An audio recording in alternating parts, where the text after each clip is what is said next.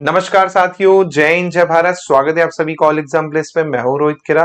दोस्तों, आज की इस क्लास में हम बात करेंगे कि आखिर इंटरव्यू होता क्या है। जी हाँ, एमपीपीएससी किस बेसिस पर आपका इंटरव्यू कंडक्ट करवाता है और उस इंटरव्यू में जो पैनलिस्ट होते हैं, जो आपका बोर्ड मेंबर होते हैं, वो किस बेसिस पे आपको मार्क्स देते हैं। पूरा बेसिक आपका हम इस लेक्चर में कवर करेंगे। चलिए तो बात करते हैं ओरिएंटेशन की। यहां पर सबसे पहले इंटरव्यू का रियल पैटर्न समझ लीजिए। बहुत लोगों को लगता है कि सब्जेक्ट का नॉलेज ही चेक किया जाता है केवल इंटरव्यू में, तो गलत है। आप केवल सब्जेक्ट का नॉलेज नहीं देखा जाता है, वहां पर आपकी पर्सनैलिटी भी देखी जाती है। जी हां, आपकी कैसी पर्सनैलिटी है उसको जज किया जाता है। आपके अंदर टीचिंग एबिलिटी है कि नहीं है उसको जज किया जाता है। आपका सब्जेक्ट डेप्थ, जी हाँ, आप यहां पर आपके सब्जेक्ट नॉलेज की बात आ गई, वो भी जज किया जाता है। और आपका एकेडमिक फिट टेस्ट भी जो है एक तरह से एकेडमिक भी देखा जाता है। तो ऐसा नहीं है केवल और केवल आपका सब्जेक्ट नॉलेज देख लिया गया या केवल एकेडमिक देख लिया गया, ऐसा नहीं है। ओवरऑल आपका जो होता है उसके बेसिस पे ही आपको क्या है मार्क्स दिए जाते हैं। पैनल आपसे हमेशा देखता है कि भाई as a professor, as a teacher आप क्या प्रोफेशनल बन सकते हैं या नहीं बन सकते। क्योंकि कई स्टूडेंट होते हैं कि भाई बहुत अच्छा है, रिटर्न में मार्क्स अच्छे हैं, लेकिन वो पर्सनैलिटी नहीं होती है, तो वो उस बेसिस पे ही मार्क्स देते हैं कि यार भली नॉलेज होगा लेकिन पढ़ाने नहीं आएगा, उस नॉलेज का क्या काम, है ना। तो वो चीज का भी आपको ध्यान रखना है। इसी प्रकार इंटरव्यू सिर्फ ज्ञान का नहीं बल्कि प्रेजेंटेशन, आप किस तरह से प्रेजेंटेट करते हो अपने आप को, वो इंपॉर्टेंट है। कई बच्चे क्या होता है, लिखने में बहुत अच्छे होते हैं लेकिन बोल नहीं पाते हैं। उनका आंसर बहुत सटीक होगा लिखने में, लेकिन मुंह से बोल नहीं पा रहे हैं। तो वही तो आपको पहचानना है, वही तो आपकी गलती है। इंटरव्यू में आप अपने आप को किस तरह से प्रेजेंट करते हो, वो आपका इंपॉर्टेंट होता है। जैसे भाई आप किसी गिफ्ट को लेके जाते हो, तो भाई गिफ्ट को एक अच्छा सा क्या करते हो, पैक करते हो ना रैपर में। अच्छा रैपर दिखेगा, अच्छी पैकेजिंग होगी, तभी तो लोग प्रोडक्ट खरीदेंगे। वैसे ही आपके साथ है। इंटरव्यू में भी अगर आपकी प्रेजेंटेशन अच्छी नहीं है तो वो क्यों आपको मार्क्स देगा। तो सबसे पहले आपकी प्रेजेंटेशन देखी जाती है, आपकी क्लियरिटी देखी जाती है। आपको क्वेश्चन दिया गया, आप कितना क्लियर उसका आंसर दे रहे हो। शॉर्ट आंसर और सटीक आंसर, है ना। कम शब्दों में दिया गया आंसर जो होता है वो ज्यादा सटीक होता है। कम्युनिकेशन में आप पढ़ते ही हैं कि भाई कॉन्साइज होना चाहिए, क्लियर होना चाहिए, तभी आपका कम्युनिकेशन इफेक्टिव होगा। वही इंटरव्यू में चलता है कि आपने जो भी पूछा गया उसका क्लियर कट आंसर होना चाहिए। ये चीज ध्यान रखिएगा। कॉन्फिडेंस बहुत इंपॉर्टेंट रोल प्ले करता है। आप कॉन्फिडेंस अगर आपके इंटरव्यू में नहीं है, 50% तो आप सोचो वहीं पे इंटरव्यू खत्म। सबसे इंपॉर्टेंट रोल इंटरव्यू में जो प्ले करता है वो है आपका कॉन्फिडेंस। जब आप जाएं तो आपकी पर्सनैलिटी में कॉन्फिडेंस झलकना चाहिए। जब आप बोलें, आप आंसर दें, तो आपके चेहरे पर, आपके आंसर में कॉन्फिडेंस दिखना चाहिए। क्योंकि जब तक कॉन्फिडेंस नहीं दिखेगा तब तक आपकी पर्सनैलिटी आधी दिखेगी उनको। इसलिए सबसे इंपॉर्टेंट है आपका कॉन्फिडेंस। वो कैसे आएगा? वो आएगा प्रैक्टिस से ज्यादा आप आईने के सामने खड़े हों, अपना सेल्फ इंट्रोडक्शन दें खुद से, और एकदम कॉन्फिडेंस से बात करें जैसे भाई आपसे बढ़कर कोई है ही नहीं, ये सोच के चलिए आप। तो अपने आप जब वो प्रैक्टिस में आ जाएंगी चीजें, तो आपका अपने आप क्या है, कॉन्फिडेंस हो जाएगा। मॉक आप ज्यादा से ज्यादा देंगे, ज्यादा से ज्यादा लोगों के सामने आप जब अपने बारे में बोलेंगे, फैमिली को बैठा दो, दोस्तों को बैठा दो, जब कॉमन सेशन होता है लाइव में, उसमें आप अपना इंट्रोडक्शन दो, तो आपके अंदर वो खुद ही क्या आएगा, कॉन्फिडेंस बिल्ड होता जाएगा, है ना। तो वो मैंने आपको बताया कैसे करना है। इसके बाद इंटरव्यू के 4 कोर एरिया जान लीजिए, क्या क्या किस बेसिस पे आपका इंटरव्यू होता है। तो एक तो आपका पर्सनल प्रोफाइल पर जो आपका डेफ होगा, डिटेल एप्लीकेशन फॉर्म, उस पर वो घेरेंगे आपको। फिर आपका टीचिंग एंड क्लासरूम स्किल, ये जरूरी नहीं है कि सबको करवाएं, कई बच्चों को करवाते हैं, कई बच्चों को नहीं भी करवाते हैं टीचिंग स्किल, है ना। या टीचिंग से रिलेटेड कुछ क्वेश्चन भी, वो सिचुएशन भी पूछ सकते हैं, है ना। तो वो हो गया। फिर सब्जेक्ट नॉलेज तो आपको क्या है, पूछते ही पूछते साथ में उसका एप्लीकेशन जो है आजकल काफी ज्यादा चलन में है, वो पूछ लेते हैं कि आपने पढ़ा होगा, इसको आप कैसे अप्लाई कर सकते हैं चीजों को, है ना। तो एप्लीकेशन भी उसका आपको आना चाहिए कि रियल लाइफ में आप उसको कैसे ढाल सकें चीजों को जो आपने सब्जेक्ट में पढ़ा है ना, या फिर आपकी कोई हॉबी है उसको आप रियल लाइफ में कैसे यूज कर सकते हैं, है ना। इसी प्रकार आपका रिसर्च और एकेडमिक पोर्टफोलियो, जी हाँ, अगर आपने रिसर्च कर रखी है, जर्नल छपा रखे हैं, या फिर आपकी पीएचडी है, तो उसमें डेप्थ में जाते हो कई बार, है ना। इसके साथ साथ एकेडमिक पोर्टफोलियो पे भी आपके आ जाते हैं कि भाई आपने 12th यहाँ से की थी, 10th आपने यहाँ से की है ना, ग्रेजुएशन आपने यहाँ से किया है, तो उसके बारे में कुछ खास चीजें बता दीजिए, क्या वहाँ आपके कॉलेज की खासियत रही, या जो भी संस्था है उसके बारे में आपसे क्या है वो विचार कर सकते हैं। तो ये आपका क्या है, 4 बेसिस पर आपको इंटरव्यू में जो है क्वेश्चन बनेंगे। बात करते हैं पर्सनल प्रोफाइल बेस्ड क्वेश्चन की। तो पर्सनल प्रोफाइल बेस्ड क्वेश्चन में क्या क्या आ जाएगा, तो आपका नाम पूछ लेंगे कि आपका नाम का अर्थ क्या है। जैसे भाई मेरा रोहित है तो रोहित के नाम का अर्थ पूछ लिया, आपका नाम सुमन है तो सुमन के नाम का अर्थ पूछ लिया, है ना। आपका नाम मोहित है तो मोहित के नाम का अर्थ पूछ लिया, है ना। तो आपके नाम का अर्थ क्या है वो आपको जानना जरूरी है। एजुकेशनल बैकग्राउंड के बारे में पूछ लेंगे, आपने 10th कहाँ से किया है, कौन सा स्कूल था, नवोदय था तो बताइए नवोदय के बारे में। से आपने केवी से पढ़ा है 10th 12th, बताइए केवी के बारे में। आपने कॉलेज डीएवी से किया है, डीएवी के बारे में बताइए, है ना। तो जो भी आपका कॉलेज है, जो भी आपका स्कूल है, उसके बारे में आपको क्या है पूछ सकते हैं। फिर है होम टाउन, होम टाउन पे आपको आना ही आना है क्वेश्चन। आप इंदौर से हैं तो चलिए इंदौर के बारे में ये बता दीजिए भैया किसने बसाया इंदौर को। आप माहेश्वर से हैं तो माहेश्वर के बारे में बता दीजिए किसने बसाया माहेश्वर को, है ना। तो ऐसे क्वेश्चन आपको बन जाएंगे। फिर है स्ट्रेंथ और वीकनेस पे क्वेश्चन पूछ लेते हैं कई बार वो, कि आपकी स्ट्रेंथ कैसी है, आपकी वीकनेस क्या। वीकनेस ऐसी है रखिएगा कि वो नेगेटिव ना रहे, है ना। ऐसे नहीं बोलना है कि सर मैं कामचोर हूं, है ना, ये मेरी वीकनेस है, या मैं आलसी हूं, ये मेरी वीकनेस है, ऐसा नहीं। वीकनेस ऐसी ही बोल सकते हैं कि भाई सर मैं हर चीज में परफेक्शन ढूंढता हूं, ये मेरी वीकनेस है, मुझे लगता है कि और परफेक्ट कर दूं। तो ये आपकी पॉजिटिव वीकनेस कहला जाएगी कि भाई परफेक्शन ला रहे हो किसी में, उसमें टाइम ज्यादा देते थे हो आप, है ना। आमिर खान की तरह की एक फिल्म 5 साल में आ रही है ना। तो आप ऐसे बोलिएगा, ऐसे नहीं कि सर मैं बहुत आलसी हूं, मैं कामचोर हूं, मेरे से काम नहीं होता, ऐसा नहीं बोलना है, ठीक है। इसी प्रकार हॉबी, हॉबी पे आपको क्वेश्चन पूछ लेते हैं। फॉर एग्जांपल आपकी हॉबी गार्डनिंग है ना, तो गार्डनिंग में पूछ लेंगे आपको कि भाई टेरेस गार्डनिंग क्या होती है, टेरेस गार्डनिंग में आपने क्या क्या लगाया है, तो उससे रिलेटेड क्वेश्चन बन जाएंगे। फिर आपने बोल दिया कि हॉबी आपकी चेस है ना, तो भैया चेस पे पूरा डिटेल में चले जाएंगे, करंट अफेयर भी इंक्लूड कर देंगे कि कौन वर्ल्ड चैंपियन है वर्तमान में, इंडिया से कौन से प्लेयर हैं, आपका फेवरेट प्लेयर कौन है ना। आपने मान के चलिए सिंगिंग लिख दिया, तो सिंगिंग में आपसे पूछ लेंगे किस प्रकार का गायन पसंद है भैया आपको, भक्ति या फिर पॉप या क्लासिकल, किस तरह से गजल है। अब उसमें भी आप स्पेसिफाई कर सकते हैं कि भाई मुझे गजल गाना या सुनना अच्छा लगता है, तो फिर उसमें ही घुस जाएंगे कि भाई किसकी गजल आपको अच्छी लगती है, जगजीत सिंह की अच्छी लगती है, मेहंदी हसन की अच्छी लगती है, या किसी और की अच्छी लगती है ना। तो ये भी आपका होगा। तो जो भी आपकी हॉबी है उसको स्पेसिफिक करेंगे तो आपको उतने ही कम क्वेश्चन रहेंगे, जितना ज्यादा ब्रॉड एरिया में रखेंगे उतना ज्यादा बन जाएंगे। और ऐसा नहीं कि बस पता है ऐसे ही मन हुआ तो लिख दिया हॉबी, ऐसा नहीं है। अगर वाकई में आपको नॉलेज है हॉबी के बारे में तो ही उसके बारे में आप लिखें, और नहीं है नॉलेज, बेसिक नॉलेज है तो उसको डिटेल में पढ़ें आप। जैसे क्रिकेट है तो क्रिकेट में बहुत कुछ है, करंट से पूछ सकता है, हिस्टोरिक चीजें पूछ सकता है, कुछ भी पूछ सकता है क्रिकेट में, है ना। तो उसी हिसाब से आपको अपनी हॉबी डिसाइड करनी होगी। गोल, आपका गोल क्या है, फ्यूचर गोल पूछ लेते हैं कि भाई आप आगे क्या करेंगे। अगर आपने अभी तो पीएचडी किया नहीं है मान के चलिए, तो पीएचडी करेंगे क्या आप, है ना, कि क्या नहीं होगा, जॉब छोड़ेंगे क्या, या इससे अच्छी कहीं पे जॉब लग गई तो क्या करेंगे। तो गोल आपको क्लियर रखना है ना। ऐसा गोल रहे कि भाई आपका पॉजिटिव वे जाए, नेगेटिव ना जाए, है ना। और आपकी तरक्की दिखे कि हाँ भाई मैं पिछले साल ये था सर, मेरा गोल था ये कि मैं स्कूल में टीचर था, अब मैं असिस्टेंट प्रोफेसर बनूंगा, है ना। ये गोल हो गया कि भाई आपने अपनी तरक्की देखी, अपना विकास देखा। इसी प्रकार टीचिंग क्यों करना चाहते हैं कई जो होते हैं नए, कि भाई टीचिंग लाइन में क्यों आना चाहते हैं आप। आपके लिए भाई एमपीपीएससी सिविल सर्विस खुली है, आपके लिए बैंकिंग सेक्टर खुला था, फिर टीचिंग ही क्यों।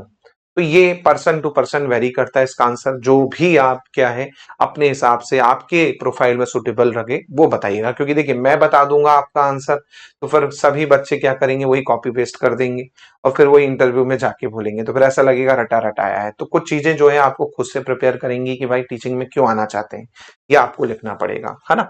ऐसे ही असिस्टेंट प्रोफेसर ही क्यों, कई स्टूडेंट ऐसे हैं जो ऑलरेडी जॉब में हैं, कुछ तहसीलदार भी हैं, है ना, लेकिन उसमें आना चाहते हैं। कुछ आपके पटवारी हैं जो आपका किस में आना चाहते हैं, असिस्टेंट प्रोफेसर में आना चाहते हैं, कुछ कांस्टेबल हैं असिस्टेंट प्रोफेसर में आना चाहते हैं, कुछ बैंक मैनेजर हैं असिस्टेंट प्रोफेसर में आना चाहते हैं, कुछ ऑलरेडी स्कूल में वर्ग 1 वर्ग 2 वर्ग 3 में जॉब कर रहे हैं, वो असिस्टेंट प्रोफेसर में आना चाहते हैं। क्यों आप पुरानी जॉब छोड़ के नई जॉब में आना चाहते हैं? तो इसको भी आप अपनी प्रोफाइल के आधार पर क्या है प्रिपेयर कर सकते हैं, ताकि आपसे अगर इनकेस पूछे कि क्यों असिस्टेंट प्रोफेसर, तो आपको पता होना चाहिए। इसी प्रकार आपका टीचिंग और क्लासरूम स्किल में आपका टीचिंग फिलोसॉफी कई बार आपको पता होनी चाहिए। आपने रिसर्च एप्टीट्यूड, टीचिंग एप्टीट्यूड सब आपने यूजीसी नेट में पढ़ा था, सेट में पढ़ा था, तो वही टीचिंग एप्टीट्यूड जो है आपको पता होना चाहिए कि भाई किस तरह से आपका टीचिंग की जो है वो आपकी दी रखी है, उसको आपको क्या करना है, ध्यान रखना है। ठीक है, लेसन प्लान कैसे करते हैं, पेडागोजी, ये बेसिक जो आपने पढ़ रखा है उसके बारे में कई बार क्या होता है वो पूछ लेते हैं, तो आपको थोड़ा सा आपको आइडिया होना जरूरी है यहाँ पर, है ना। क्लासरूम मैनेजमेंट कैसे करेंगे, क्वेश्चन आ जाएगा, क्लासरूम को आप कैसे हैंडल करेंगे, आपसे ज्यादा एज वाले बच्चे हो गए तो, या आपके एज वाले बच्चे आपके साथ में हो गए तो, क्योंकि कई स्टूडेंट्स यहाँ पर यंग भी होंगे, है ना, जो वो अभी 24-25 साल के ही हैं और उनका क्या है, आपका एपी का इंटरव्यू है, तो उस केस में क्या उनसे ऐसे क्वेश्चन बन जाते हैं कि भाई आप कैसे क्लासरूम मैनेज करेंगे जब सामने वाले ही आपकी एज के पास में, आप काफी यंग है तो, है ना। तो क्लासरूम मैनेजमेंट से कई बार वो सिचुएशन बेस्ड क्वेश्चन दे देते हैं। फिर जो इंपॉर्टेंट है वो आपका नेशनल एजुकेशन पॉलिसी 2020 वाली है, उस पे काफी क्वेश्चन बनते हैं कि पुरानी पॉलिसी में क्या कमियां थी, नई पॉलिसी में क्या कम आपकी उसको दूर किया गया कि नहीं किया गया, और उसका आज की डेट में क्या रोल है ना। जैसे आपका क्रेडिट ट्रांसफर वाला जो है वो काफी अच्छा है कि बीच में पढ़ाई भी छूट गई तो आप क्या है बाद में कंटिन्यू कर सकते हैं वहीं से जहां तक आपने पढ़ा था, तो ये क्रेडिट ट्रांसफर अच्छा है इसमें, है ना। इस पे मैं अलग से लेक्चर लेके जाऊंगा, है ना। आईसीटी का क्या यूज है, जैसे अभी मैं आपको पढ़ा रहा हूं तो पीपीटी प्रेजेंटेशन के द्वारा पढ़ा रहा हूं, तो आप बता सकते हैं कि भाई इंफॉर्मेशन कम्युनिकेशन टेक्नोलॉजी से कितना ज्यादा चेंजेस हुआ है ना। विजुलाइज करके हम पढ़ा सकते हैं, दूर रह के पढ़ा सकते हैं, ऑनलाइन पढ़ा सकते हैं, क्योंकि कोविड में आपने देखेंगे तो सभी कॉलेज स्कूल ऑनलाइन ही पढ़ा रहे थे, है ना, तब से ही ऑनलाइन का प्रचलन और बढ़ा, तो उस पर भी आप चीजें कर सकते हैं। फिर आपका टीचिंग अप्रोच कैसा होता है, जैसे कि मैं हमेशा कहता हूं कि आपकी टीचिंग अप्रोच ऐसी होनी चाहिए कि आप कोई भी टॉपिक इंट्रोड्यूस करें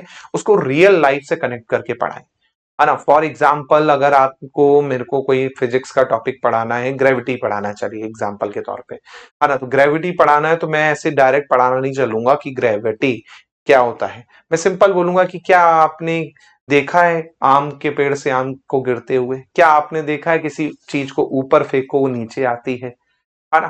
तो यहां से बच्चों में इंटरेस्ट पैदा होता है कि हाँ यार चलो पढ़ते हैं। इसलिए टीचिंग की अप्रोच ऐसी होनी चाहिए कि आप उसको रियल लाइफ से कनेक्ट करके थोड़ा सा करें कोशिश, कोई भी टॉपिक हो, सभी टॉपिक्स में रियल लाइफ से कनेक्ट करके पॉसिबल होता है, ऐसा नहीं है कि कोई भी ऐसा टॉपिक होगा कि रियल लाइफ से कनेक्ट नहीं हो। इवन मैथ्स में भी आप रियल लाइफ से क्या है टॉपिक्स को कनेक्ट करके पढ़ा सकते हैं। तो टीचिंग अप्रोच ऐसी रखनी है कि भाई आप रियल लाइफ से कनेक्ट करें, तो वहां पर जब आप पढ़ाओगे ना, जब आपको डेमो के लिए बोला जाएगा या फिर बोलेगा कि पढ़ा के दिखाइए, तो जब आप ऐसे शुरुआत करेंगे ना कि बच्चों क्या आपको पता है, इस तरह से, तो उससे क्या होगा, क्यूरियोसिटी बनती है, और क्यूरियोसिटी जब आपके अंदर आएगी तो जाहिर सी बात है आप क्या करोगे, ध्यान लगा के सुनोगे, तो क्लास क्या होगी, अच्छे से सुनेगी, अच्छे से समझेगी। लेकिन यही आपने सीधे बोर्ड पे लिखा ग्रेविटी और आपने लिखना चालू कर दिया फॉर्मूला ग्रेविटी का, तो उतना इंटरेस्ट नहीं आएगा और वो भी नहीं लगेगा। तो टीचिंग अप्रोच ही है, इस पे हम अलग से डिटेल में क्लासेस करेंगे, अभी बस फिलहाल यहाँ पर इंट्रो में मैं आपको बता रहा हूं क्या होता है। फिर है आपका सब्जेक्ट नॉलेज, तो सब्जेक्ट नॉलेज में आपका कॉन्सेप्ट जो है बहुत अच्छे से क्लियर होना चाहिए, बेसिक लेवल से एडवांस लेवल का। फिर से कह रहा हूं बेसिक लेवल तो करना ही करना है, जो बच्चों का थोड़ा सा कमजोर है सब्जेक्ट तो वो बेसिक लेवल का करें करें, और जो बच्चों का अच्छा है तो बेसिक से एडवांस लेवल तक जाएं। ऐसा नहीं कि बस बेसिक कर लिया हो गया, नहीं, बेसिक लेवल से एडवांस लेवल तक आपको जाना है। ठीक है, एप्लीकेशन जरूर ध्यान रखें कि भाई जो भी टॉपिक हो, जो भी वो हो आपका सब्जेक्ट, उससे रिलेटेड एप्लीकेशन क्या है वर्तमान लाइफ में, दैनिक लाइफ में उसका क्या एप्लीकेशन हो सकता है, उस पर जरूर ध्यान दें, क्योंकि बहुत सारी चीजें होती हैं जो हम रियल लाइफ में अप्लाई करते हैं, वो आपकी थ्योरी में लिखी होती हैं, तो जब आप उसको कनेक्ट करते हैं ना डॉट्स को, तो आपको समझ में आ जाता है कि रियल लाइफ में क्या यूज है, तो इंप्रेस होता है पैनल आपसे कि सर हाँ रियल लाइफ में आप जैसे मान के चलिए केमिस्ट्री ही पढ़ा रहे हैं, केमिस्ट्री के स्टूडेंट हो आप, तो आपने क्या बताया, सीमेंट के बारे में बता दिया, या फिर आपने कोई भी एक ऐसी चीज बता दी जो आप रियल लाइफ में यूज करते हो, है ना, केमिकल फॉर्मूला या कुछ भी, तो आपको क्या होगा, एक अच्छा इंपैक्ट पड़ता है कि हाँ देखो ये एप्लीकेशन भी जानता है इस चीज का, थ्योरी बस नहीं किया इसने, इसने एप्लीकेशन भी किया है, अप्लाई भी कर रहा है चीजों को, हाँ। तो इस चीज का आपको ध्यान रखना है। ऐसे ही लेटेस्ट ट्रेंड और डेवलपमेंट आपके सब्जेक्ट से रिलेटेड, इसको जरूर देखें ताकि आपको क्या है उसकी अपडेट रहे। फॉर एग्जाम्पल जैसे माइनिंग का इंटरव्यू था, तो माइनिंग में कैंडिडेट से पूछ लिया था कि लेटेस्ट अपडेट बता दो आपकी फील्ड से जुड़ी हुई, है ना। तो करंट अफेयर में जैसे माइनिंग कॉन्क्लेव हुआ था तो वो पूछ लिया था, है ना, तो वो आपको पता होना चाहिए। फिर माइनिंग में नई टेक्नोलॉजी आई थी, डिगिंग टेक्नोलॉजी, है ना, खदान खोदने की नई मेथड जो थी आपकी इंट्रोड्यूस हुई थी अभी अमेरिका और पता नहीं कहाँ पे, तो उससे रिलेटेड भी उन्होंने लिंक करके दे दिया था, स्टूडेंट ने बताया, बहुत इंप्रेस हुए क्योंकि नई चीज थी आपके उसमें, है ना। तो मैंने तो यहाँ पर एक माइनिंग का इंटरव्यू का उदाहरण ले लिया, ऐसे और भी सब्जेक्ट हैं उनके भी उदाहरण हो सकते हैं, जो आपका सब्जेक्ट है उसमें भी कुछ डेवलपमेंट होगी, है ना, तो उससे रिलेटेड जो भी चीजें हों उसको आपको कवर करना है। कोर बुक्स हो गई आपकी, है ना, थिंकर्स हो गए, टर्मिनोलॉजी हो गई, इनका ध्यान रखें। कई बार क्या होता है वो टर्मिनोलॉजी पे ही पूछ लेते हैं, जैसे लाइब्रेरी साइंस का इंटरव्यू था तो उसमें टर्मिनोलॉजी पर ही वो जनरली पूछ लेते हैं कि भाई आईएएस एसएन क्या होता है ना, ये पूछ लिया टर्मिनोलॉजी में, है ना, बार कोड रीडर क्या होता है, या फिर आपका एचटीएमएल क्या है भाई, है ना। तो बेसिक टर्मिनोलॉजी जो आपके सब्जेक्ट से जुड़ी हो उसको आपको करना ही करना है, चाहे वो कोई भी सब्जेक्ट हो, पता होना चाहिए कि इसका मतलब क्या है, फेमस टर्मिनोलॉजी जो आपसे डायरेक्ट पूछी जा सकती है ना। तो ये चीज आपको थोड़ा सा ध्यान रखना है सब्जेक्ट में।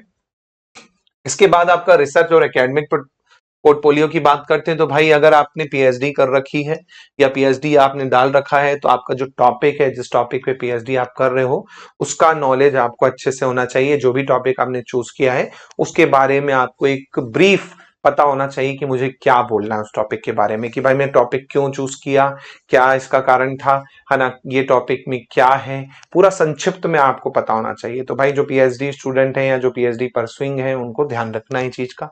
फिर आप रिसर्च मेथोडोलॉजी जरूर ध्यान रखें, जो आपने रिसर्च एप्टीट्यूड पढ़ा है उस पे क्वेश्चन काफी बन जाते हैं अगर आप पीएचडी होल्डर हैं, है ना। तो रिसर्च एप्टीट्यूड पे जैसे पूछ लेंगे क्वालिटेटिव क्वांटिटेटिव मेथड में अंतर क्या होता है ना, इस तरह से पूछ लेंगे। और इसी तरह का जो है आपको यहाँ पर पूछा जा सकता है। फिर पब्लिकेशंस के बारे में पूछ सकते हैं, जर्नल अगर आपने पब्लिश करवाए हैं, है ना, तो भाई यूजीसी का जैसे आपका केयर करके है ना, तो वो पूछ लेंगे आपका, उसके बारे में आपको पता होना चाहिए।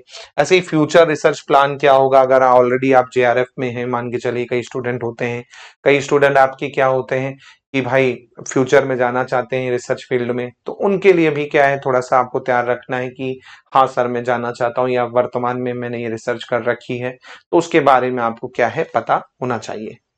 इसी प्रकार इंटरव्यू का अगर फ्लो देखें इनसाइड द रूम, तो आपका स्टार्टिंग कहां से हो जाएगी, एंट्री आपने की, अच्छे से कॉन्फिडेंस दिखना चाहिए, ग्रीटिंग आप करो, है ना, एंट्री आप कर रहे हो, ग्रीटिंग आप कर रहे हो कि हाँ सर नमस्ते, है ना, नमस्ते सर, या फिर good morning sir, good morning madam, ये आपको करना है। इसी प्रकार आपका जो डेफ रहता है उनके पास में, एप्लीकेशन फॉर्म जो रहता है उनके पास में, वो रिव्यू करते हैं, देखते हैं अच्छा आपने ये किया है, तो एप्लीकेशन फॉर्म जो आपका डेफ रहेगा उसको बहुत अच्छे से पढ़ें, है ना। उसके बाद वो कई बार इंट्रोडक्शन क्वेश्चन बोलते हैं, है ना, तो इंट्रोडक्शन क्वेश्चन में जनरली वो ज्यादातर आप देखेंगे तो बोल देंगे आपका रोल नंबर क्या है, रोल नंबर बता दीजिए, आपका नाम बता दीजिए आपका, है ना, इस कहाँ से आप आते हैं, तो ये बेसिक क्वेश्चन आपको पूछ लेते हैं।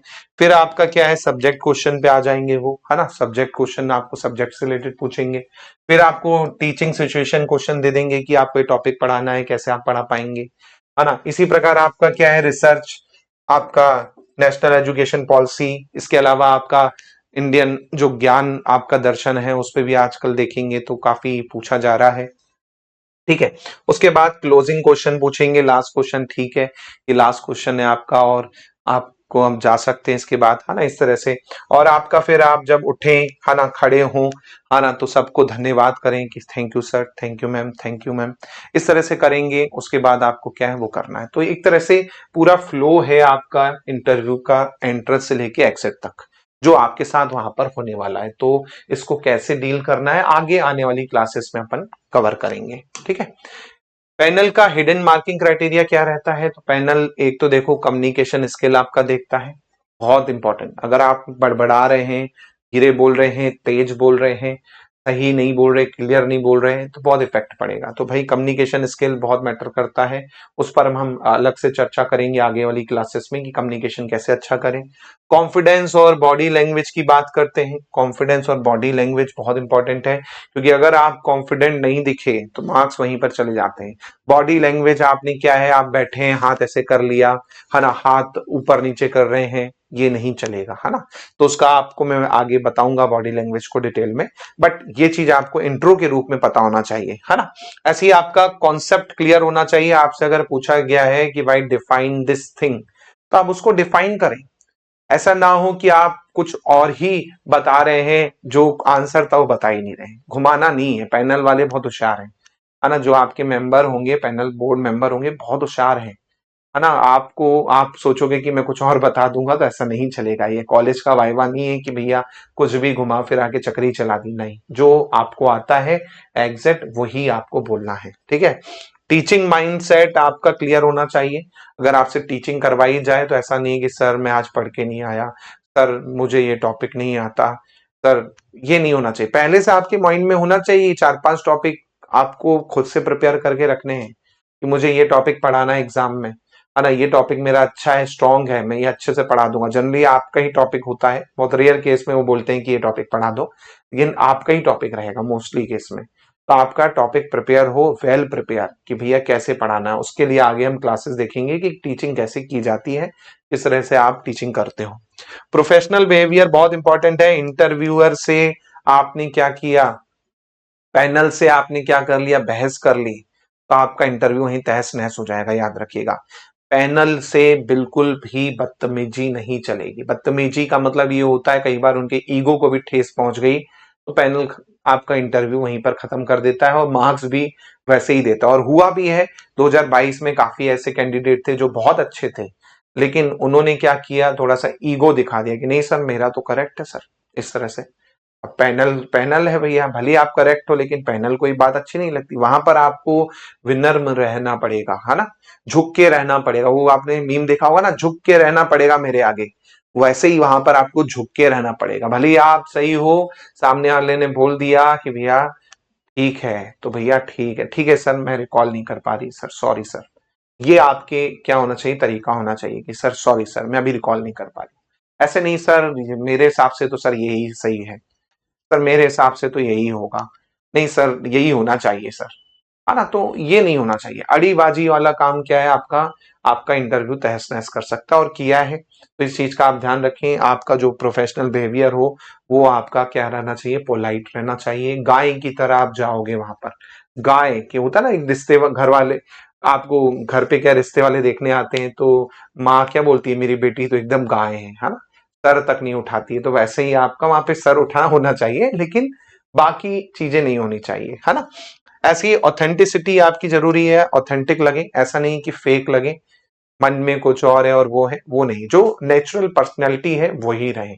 ऐसे नहीं फेक पर्सनैलिटी जानबूझ के दिखावा कर रहे हैं, वो वाला नहीं। नेचुरल रहो आप, जैसा नेचर है वैसे ही रखो, बट एरोगेंसी नहीं होनी चाहिए आपके अंदर। ये चीज याद रखिएगा भाई, आपके अंदर घमंड नहीं होना चाहिए। अगर है तो अभी इंटरव्यू के पहले उसको थोड़ी देर तक साइड कर दो, बाद में ले आना सिलेक्शन के बाद, कोई दिक्कत नहीं है, लेकिन अभी बिल्कुल ऐसा नहीं करना है आपको, है ना। इसके बाद कॉमन मिस्टेक जो करते हैं, एक तो डायरेक्शन लेस आंसर करते हैं। जैसे मैंने बोला ना कि क्लियर कॉन्साइज आंसर होना चाहिए, वो आपको ध्यान रखना है। क्लियर कॉन्साइज आंसर नहीं है, आपका इंटरव्यू ही खत्म हो जाएगा। क्लियर कॉन्साइज आंसर होना चाहिए। दूसरा, language and clarity issue. Language और क्लियरिटी, आप जब शब्दों का चयन करें बोलने के लिए अपने आंसर का, तो थोड़ा सा पॉज लेके सोच लें पहले शब्दों को कि क्या बोलना है, क्या करना है। फ्रेम होता ना, एक खांचा बना लें कि भैया मुझे ये चीज बोलनी है इसके लिए। ऐसे नहीं कि कुछ भी बोले जा रहे हैं या कुछ भी शब्दों का चयन कर रहे हैं, वो आपको ध्यान रखना है। ओवर कॉन्फिडेंस ले डूबता है इंटरव्यू में, अंडर कॉन्फिडेंस भी ले डूबता है इंटरव्यू में। ज्यादा ही ओवर कॉन्फिडेंस हो तो वो भी आपको निपटा दिया जाता है। और अगर आप सोचोगे कि यार बिल्कुल ही कॉन्फिडेंस नहीं है, जीरो, एकदम बॉडी लैंग्वेज भी ऐसे झुकी हुई है आपकी, है ना, आंखें भी चुरा रहे हो, इधर उधर देख रहे हो, हाथ ऐसे से कर रहे हो, ये अंडर कॉन्फिडेंस है। तो वो भी नहीं होना चाहिए, नॉर्मल होना चाहिए भाई, कॉन्फिडेंस होना चाहिए, है ना, कि भाई सीना तान के बातें आंखों में आंखें डाल के कर रहे हैं, है ना, बिना किसी आपकी किसके आपके बिना किसी क्वेश्चन को अटके हुए, है ना, डायरेक्ट आंसर कर रहे हैं, क्लियर आंसर कर रहे हैं, ये चीज ध्यान रखिएगा।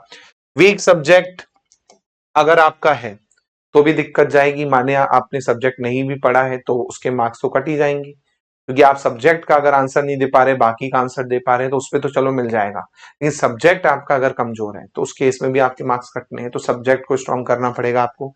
फिर है रिसर्च, क्वेश्चन में ब्लैंक हो जाना। कई बार क्या होता है, रिसर्च से जुड़े या फिर वो करंट से जोड़ के क्वेश्चन पूछ लेते हैं, उसमें क्या है, आप सोचने में पड़ जाते हो कि सर ये टेक्नोलॉजी है, इसको मैं कैसे यूज कर सकता हूँ अपने फील्ड में, है ना, तो आप सोच में पड़ जाते हो। तो वो थोड़ा सा एप्लीकेशन पार्ट है, वो जब आप पढ़ोगे ना तो आपको खुद समझ में आएगा कि इसका एप्लीकेशन क्या हो सकता है। तो एप्लीकेशंस पे भी काम करें आप सब्जेक्ट के, कि जो आप टॉपिक पढ़ रहे हैं उसका क्या क्या एप्लीकेशन हो सकता है, तभी आपके लिए सही होगा। परफेक्ट आंसर के लिए 3 फॉर्मूला आपको ध्यान रखने हैं। अगर आपको कोई भी आंसर परफेक्ट देना है, 3 फॉर्मूला है। पहला है आपका डायरेक्ट आंसर, दूसरा स्टेप है आपका एक्सप्लेनेशन और रीजन, तीसरा आपका एग्जाम्पल और एप्लीकेशन। तो कोई भी क्वेश्चन आपसे पूछा जा रहा है तो उसको पहले आप डायरेक्ट आंसर करें, उसके बाद उसको बोले, उसका तो रीजन और एक्सप्लेनेशन दे, हाँ, उसके बाद उससे जुड़े हुए कुछ रियल लाइफ एप्लीकेशन भी बता दे। तो उससे क्या होता है, एक अच्छा इफेक्ट पड़ता है कि हाँ यार ये बच्चा जो है ना पढ़ता है, साथ में चीजों को भी मेजर देखता है ना, रियल लाइफ में भी इसका यूज बता रहा है, हाँ, तो वो चीज आपको थोड़ा सा करना है कि जो आपका रियल लाइफ में चीजें हैं उसको कनेक्ट करें, है ना, तो ये आपको ध्यान रखना है, ठीक है। इसी प्रकार होमवर्क में क्या करना है आपको दोस्तों, तो होमवर्क में 30 सेकंड का सेल्फ इंट्रोडक्शन, है ना, ज्यादा नहीं, 30 सेकंड से 45 सेकंड का सेल्फ इंट्रोडक्शन जो है मोहित सर को आप व्हाट्सअप करेंगे अपना। सेम सब्जेक्ट के टॉप 10 कोर टॉपिक आप लिखिए, जो आपको लगता है सबसे इंपॉर्टेंट टॉपिक है आपके सब्जेक्ट के, उस पर आपको क्या है प्रैक्टिस चालू करना है पढ़ाने की, है ना। उसके बाद एक स्ट्रेंथ और एक वीकनेस, वीकनेस याद रखिएगा पैनल फ्रेंडली लिखें, ऐसा नहीं कि भाई आलसी लिख दिया, कामचोर लिख दिया, ऐसी नहीं। वीकनेस ऐसी होनी चाहिए कि उस पर सवाल उठे तो आपको लगे कि हाँ ये वीकनेस नहीं है, ये क्या है, आपका एक अच्छा ही साइड है। जैसे मैंने बोला कि मुझे हर चीज परफेक्ट चाहिए सर, ये मेरी वीकनेस है, उसके कारण मुझे टाइम ज्यादा लगता है, तो उसमें अच्छी है ना वीकनेस, इसमें क्या सवाल निकालेगा कि मुझे परफेक्शन चाहिए, इसको मैं एक परफेक्ट चीज में देखना चाहता हूं, है ना, तो वो चीज आपको ध्यान रखनी है। ये आपका होमवर्क है, अगली क्लास में मिलते हैं और अगले वीडियो में हम देखते हैं। बहुत बहुत धन्यवाद। जय हिंद, जय भारत, थैंक यू।